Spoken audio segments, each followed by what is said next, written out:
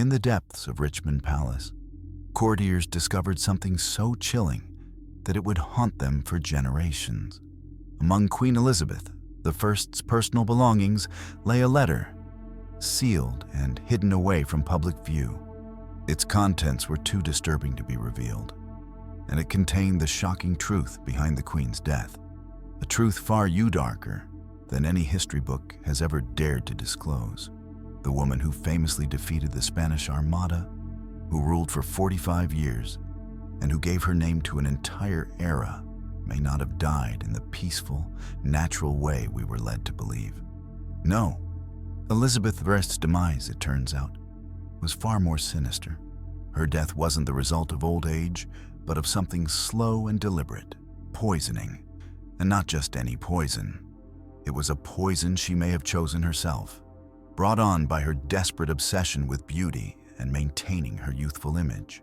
Today, we peel back the layers of history to reveal a side of the Virgin Queen that you won't find in any history book. What price did she pay for her vanity? And could the woman who conquered nations ultimately be destroyed by the very image she worked so hard to uphold? Queen Elizabeth I, the Virgin Queen, was one of England's most revered monarchs. She reigned for 45 years, a period that saw her transform England into a powerful maritime nation. Her victory over the Spanish Armada in 1588 cemented her legacy as a skilled leader and military tactician, turning England into one of the most formidable forces in Europe. Elizabeth's reign ushered in the Elizabethan era, a golden age of exploration, culture, and the arts. With Shakespeare's plays, Elizabethan theater, and advancements in science flourishing under her rule, Elizabeth was the queen who defied the odds, who held the throne despite numerous challenges. From internal rebellions to foreign threats, she was a woman who, in a man's world, dominated European politics, maneuvering through treacherous alliances and enemies, all while maintaining her image as the epitome of power and control. Yet beneath the triumphs and public grandeur, a darker truth looms. Behind the legend of the Virgin Queen and the image of eternal youth, there lies a more troubling story. As her reign continued, so did her obsession with her appearance, her beauty, and how the world saw her. This wasn't mere vanity. It was a survival mechanism. But in her pursuit of perfection, Elizabeth I began to walk a dangerous path, one that would ultimately lead to her tragic downfall. Her beauty, once her greatest asset, would become the very thing that destroyed her. The truth behind her death was far more sinister than history books dare to reveal, and it would change the way we view this formidable monarch forever. From the moment of her birth, Elizabeth's life was marked by tragedy. The daughter of Henry VIII and Anne Boleyn, she entered a world filled with chaos and betrayal. At just 2 years old, she was forced to witness the brutal execution of her mother, Anne, who was accused of adultery, treason, and witchcraft. The shock of Anne Boleyn's execution haunted Elizabeth for the rest of her life. Her mother was stripped of her title, her marriage annulled, and her very existence erased from the history books. Henry VIII, the father who should have protected her, had orchestrated the destruction of Anne in the most public and gruesome way possible. The psychological toll on young Elizabeth was immeasurable. She grew up knowing that her very existence had been the catalyst for her mother's death, a burden that would shape her worldview. Her father, capable of executing those he once loved, ruled with an iron fist. Elizabeth learned early on that survival in the Tudor court meant appeasing those in power and avoiding their wrath. In a court where betrayal was rampant and loyalty could turn deadly in an instant, Elizabeth understood that her life could depend on reading a glance or a whispered word. As Elizabeth matured, she became a master of manipulation. She learned how to present herself in ways that would earn the favor of key figures. She knew that her survival, and eventually her throne, would depend on reading the political landscape with precision. Her intelligence became her shield, and her ability to navigate the dangerous politics of court was unmatched. But this early exposure to the harsh realities of the Tudor court shaped her more than just her political acumen. It defined her identity. Elizabeth's need for control, her obsession with maintaining her image, and her refusal to marry were born out of the trauma of her early years. She understood better than anyone that, as a woman in power, she could never afford to appear weak or vulnerable. Her obsession with controlling her image and narrative was directly tied to the lessons she learned as a young princess, surviving in a world built on deception and manipulation. In 1562, Queen Elizabeth I faced one of the most defining crises of her reign, a smallpox outbreak that left her disfigured and fighting for her life. The disease, which had already ravaged Europe, struck the queen with brutal force. For days, she lay feverish, clinging to life while her courtiers whispered about her succession and the future of England. When Elizabeth finally emerged from the illness, the damage was undeniable. Smallpox had left her face scarred, with deep pockmarks marring her once flawless complexion. This physical transformation, more than the sickness itself, became the catalyst for Elizabeth's obsession with beauty. As a monarch, her appearance had long been a symbol of divine favor, a reflection of her power and grace. Her beauty was not just an asset, but one of her most powerful diplomatic tools. It was used to charm foreign ambassadors, maintain alliances, and reinforce her role as the Virgin Queen, whose marriageability was a constant topic in European politics. To lose her beauty was to lose not only her self-image, but also her political leverage. Elizabeth's response to the smallpox scars was immediate and drastic. She turned to cosmetics, specifically lead-based Venetian cerus, to restore her youthful glow and conceal the marks left by the disease. This thick, white lead-based mixture became a daily ritual applied to her face, neck, and hands, creating a smooth, porcelain-like appearance. The effects were stunning at first. Her court marveled at her glowing skin, and marriage negotiations resumed in earnest. But behind the facade of flawless beauty was a dangerous reality. The lead-based makeup, highly toxic and intended for elite European nobility, would slowly poison her body, accumulating in her tissues over time. As Elizabeth continued to use this toxic substance, her reliance on it deepened. She became increasingly dependent on her image, believing that her beauty was not only a reflection of her power, but the very source of it. Her vanity, once a tool of diplomacy, became her prison. The queen, who had once used her beauty to manipulate those around her, was now a slave to it. The more she used the cosmetics to preserve her youthful appearance, the more she exposed herself to the ravages of lead poisoning, which slowly deteriorated her physical and mental health. This obsession with beauty consumed Elizabeth. She was trapped in a cycle where her appearance defined her value, both as a queen and as a woman. The pressure to maintain her image drove her to extremes, spending endless hours in front of mirrors, experimenting with different cosmetic treatments, and enduring painful applications of makeup. The toll this took on her was not just physical, but psychological. The very thing that had once been her strength, the image of youthful, untouchable beauty, had become her greatest vulnerability. Ironically, her power began to erode from within, as the vanity she had nurtured for so long turned into a slow, self-inflicted poison. The use of Venetian cerus, a lead-based makeup, became central to Elizabeth's daily routine after the smallpox outbreak. This cosmetic treatment, made from white lead and vinegar, was the beauty standard among European nobility, promising an immaculate, porcelain-like complexion. For Elizabeth, who had once been renowned for her radiant skin, cerus offered a way to conceal the scars left by the disease and restore her youthful glow. But what seemed like a cosmetic solution was, in fact, a slow, insidious poison. Elizabeth became addicted to the transformation it provided. As her physical appearance began to deteriorate, her reliance on the lead-based cerus deepened. Every morning, her ladies-in-waiting would apply multiple layers of the toxic substance, creating an almost flawless mask over her skin. The immediate effects were astonishing. Her court marveled at her smooth, luminous complexion, and foreign ambassadors once again praised her beauty. But beneath the layers of makeup, the toxicity of the ceruse silently took its toll on her body. Over the years, the effects of lead poisoning began to manifest.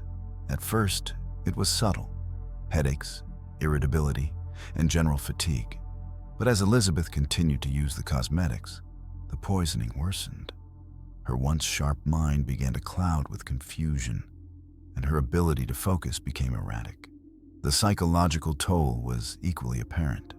Elizabeth, known for her fiery temper, grew increasingly volatile.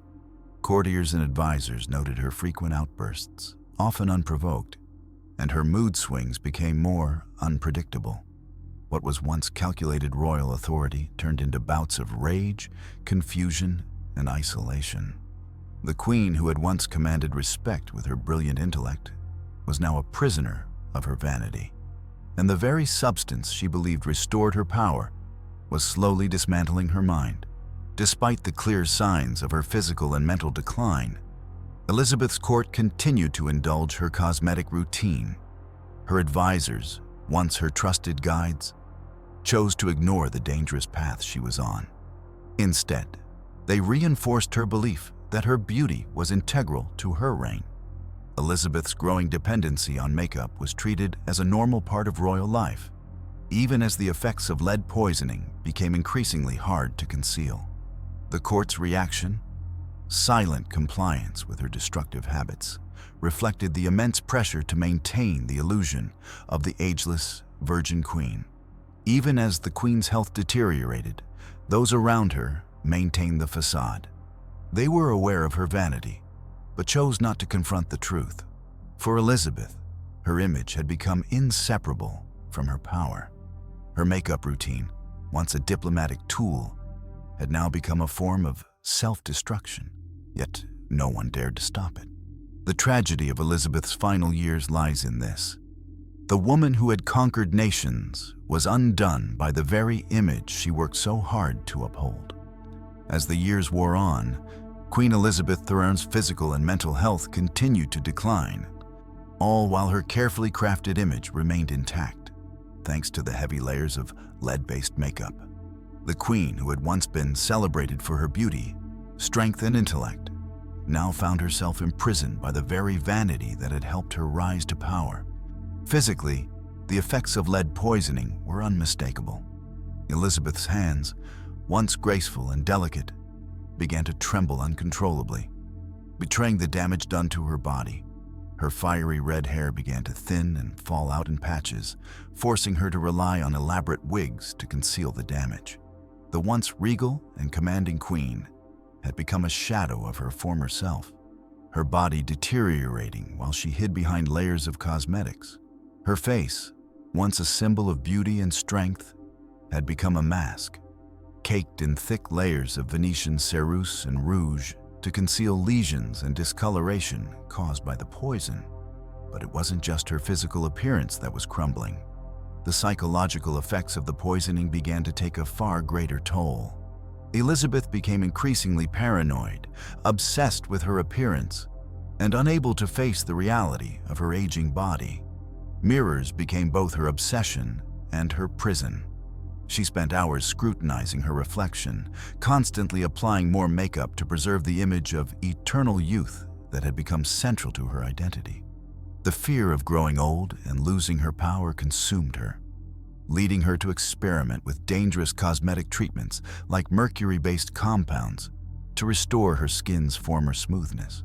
Her once sharp mind began to cloud, and she became prone to bouts of confusion and delirium. Elizabeth's obsession with her image soon crossed into paranoia. She began to believe that others were conspiring against her, that her courtiers were secretly plotting to dethrone her. Her infamous temper flared more frequently, and her once calculated authority turned erratic and unpredictable. Perhaps most disturbingly, Elizabeth began to suffer from hallucinations. She spoke to people who weren't there, convinced that the ghosts of her past were haunting her. She saw apparitions of her mother, Anne Boleyn, and her half-sister, Mary Tudor, and she would converse with these imagined figures as though they were present in her chambers. To shield the queen from the public's view and protect her fragile dignity, elaborate court protocols were put in place. These weren't just matters of royal etiquette, but were designed to hide Elizabeth's physical and mental deterioration from her subjects and foreign dignitaries. Special lighting was arranged for audiences to ensure that Elizabeth's makeup appeared flawless in the soft glow of candlelight. Certain courtiers were carefully selected to attend to her, as only a few trusted individuals could withstand the unsettling sight of the Queen's deteriorating condition. In her later years, Elizabeth's portraits became a crucial part of the royal propaganda machine. Artists were commissioned to create idealized, flattering images of the Queen, images that bore little resemblance to her real appearance. These portraits depicted her with smooth, unblemished skin, her red hair perfectly styled, and her face free from the visible scars of age and poison. The portraits were carefully crafted illusions to preserve the myth of Elizabeth as the Virgin Queen, ageless and eternally youthful. They were meant to maintain her political authority and appeal, even as her physical and mental health continued to slip away. In 1562, Queen Elizabeth I faced one of the most defining crises of her reign, a smallpox outbreak that left her disfigured and fighting for her life. The disease ravaged her skin, leaving deep scars. For Elizabeth, her beauty had always been more than skin deep. It had been the cornerstone of her identity as monarch. Her appearance symbolized divine favor, political leverage, and the power of her reign. The smallpox scars became a catalyst for Elizabeth's obsession with her beauty. In her desperation to restore her youthful glow, she turned to lead-based Venetian cerris, a toxic makeup that promised to conceal imperfections. This white, lead-based mixture became a daily ritual, applied to her face, neck, and hands. It initially restored her youthful appearance and won back admiration from her court, but it came at a terrible cost. Elizabeth's reliance on these cosmetics deepened. She began to believe her beauty was the source of her power, but with each layer of makeup, she was poisoning herself. The very vanity that had once been her strength now began to erode her body and mind. The psychological toll was just as severe. Elizabeth spent countless hours in front of mirrors, ensuring every detail of her appearance was flawless. The pressure to maintain this illusion consumed her, turning her into a prisoner of her own image. The Venetian cerris, a mixture of lead and vinegar, became central to Elizabeth's routine. Its effects were devastating, yet the Queen couldn't stop. With each layer of makeup applied, she was slowly poisoning herself. Over the years, the symptoms of lead poisoning became apparent: headaches, irritability, confusion, and eventual mental deterioration. Elizabeth's once sharp mind began to falter, and her ability to focus became erratic. Her temper grew volatile, and her decisions became unpredictable. Despite the toll on her body and mind, the court continued to indulge her obsession with beauty. The Queen's dependency on makeup was normalized, and her advisors kept silent. They reinforced her belief that her beauty was essential to her power, even as the toxic substance gradually dismantled her health.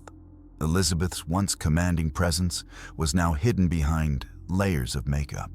She became a shadow of the powerful monarch she had once been, trapped in a cycle where her appearance defined her and her vanity slowly killed her. As the years passed, the effects of the makeup and poisoning were impossible to ignore. Elizabeth's health deteriorated, and her behavior grew more erratic. She spent hours gazing into mirrors, obsessed with maintaining her youth. Yet, her mind began to cloud, and she became paranoid. She believed that her courtiers were conspiring against her, and saw hallucinations of those she had lost. In her final moments, Elizabeth became fixated on one last wish: a mirror. She demanded to see her reflection one last time, unable to let go of the image that had defined her. But when no mirror was provided, she reached out with trembling hands, attempting to feel her face as if searching for the beauty that had once been her power. Her last words were filled with regret. She spoke of being trapped by the image she had created, of the impossible ideal of eternal youth and beauty that had consumed her life. She understood, perhaps too late, that she had sacrificed everything for an illusion. When Elizabeth passed away in 1603, her death was shrouded in secrecy. The official cause was natural causes, with no mention of the years of poisoning caused by her vanity. To protect her image as the ageless Virgin Queen, the truth of her slow death was suppressed by her successor. James I. Elizabeth's death was not just the end of her reign, but also the final chapter in the myth of the Eternal Queen. The cover-up of her death shaped her legacy for centuries, as the image of Elizabeth as the youthful, powerful monarch remained intact. However, the tragedy of her demise, caused by vanity, toxic beauty rituals, and the pressures of her position, remains hidden behind the facade. What do you think about Elizabeth's obsession with beauty? How much of her life was dictated by the pressures of power and appearance? Was her vanity the cause of her downfall, or was it a necessary tool for her reign? How much of her image did she truly control, and how much was shaped by the expectations placed upon her as a woman in power? Share your thoughts in the comments below. Let's dive into this fascinating and tragic aspect of history together. If you found this hidden part of history as fascinating as I have, make sure to subscribe and join us for more untold stories from the past. Stay tuned for more shocking revelations that uncover the secrets behind history's most powerful figures. Don't miss what's coming next.